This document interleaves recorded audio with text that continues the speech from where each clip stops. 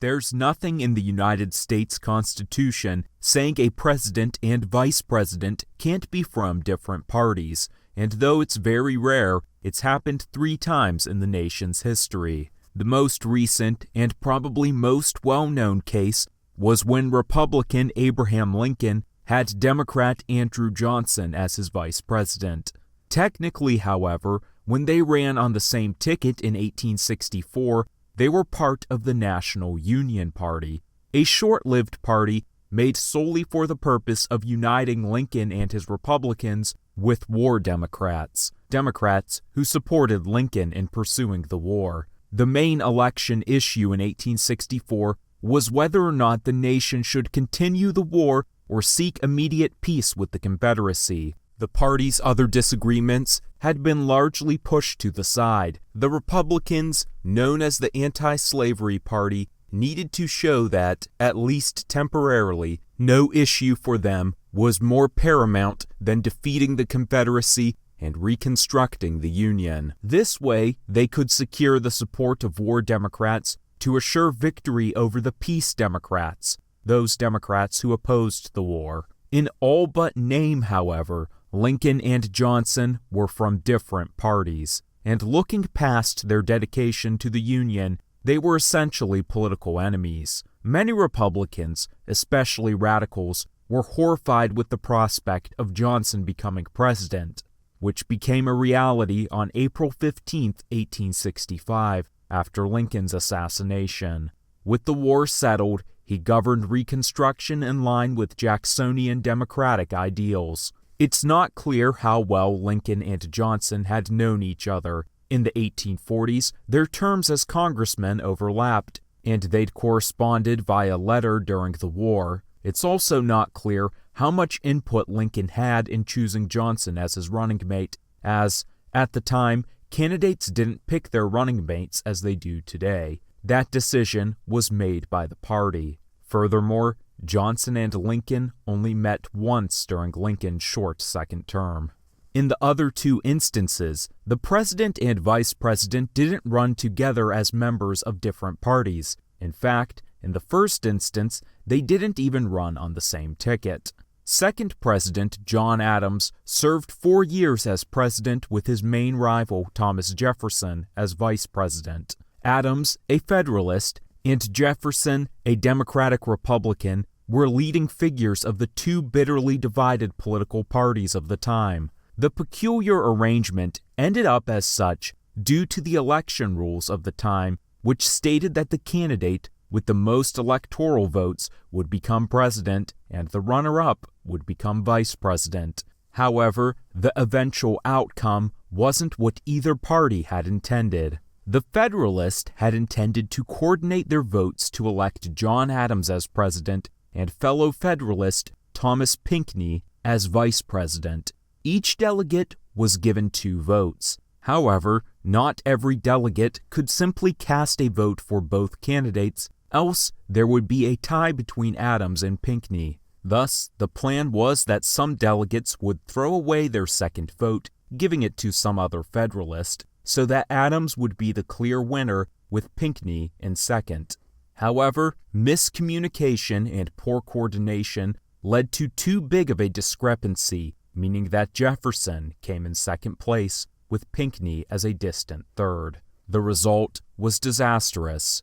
Because of the limited power of the vice presidency, Jefferson couldn't enact overt power against Adams, so he undermined him covertly. In confidential letters to the French, Jefferson attacked Adams and predicted that he'd be a single-term president. This resulted in the French being more difficult when dealing with the Adams administration. Jefferson also fought against Adams during the XYZ affair, and he became especially resentful after the passing of the Alien and Sedition Acts, which Jefferson believed were intended to suppress the Democratic Republicans above all else. Then, in the following election, the election of 1800, Adams ran against and lost to his own vice president. After only one more election, this rule was changed, allowing for a candidate to run on the same ticket with his running mate and allowing delegates to cast a vote for that one ticket. The other instance of a president and vice president being from different parties was the presidency of John Quincy Adams. Adams' vice president was John C. Calhoun. When elected, both were members of the Democratic-Republican Party. However, by the end of Adams' term, they'd both joined different parties. Adams became president during a peculiar period of American political history in which there was effectively only one party, the Democratic-Republican Party. Being the only viable political party, it was predictably split into factions. All of the major candidates in the election of 1824 were technically Democratic Republicans, but part of separate factions, as was the vice presidential candidate, John C. Calhoun.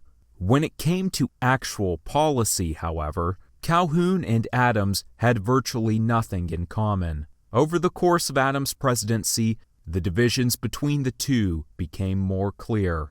Calhoun disliked Adams' involvement in foreign affairs, believing it wasn't the United States' business, support of high tariffs, believing it hurt southern states, and increased power of the federal government. Calhoun supported states' rights.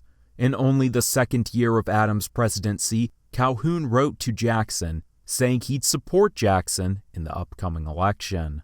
In truth, Calhoun had only aligned with Adams in the first place because, as much as he disliked him, he hated Henry Clay, a rival in the 1824 election, even more. It seemed inevitable that when new parties eventually formed, the president and vice president would end up on different sides. When running for re-election, Adams switched parties to the newly formed National Republicans. Calhoun aligned with Jackson and his newly formed Democratic Party.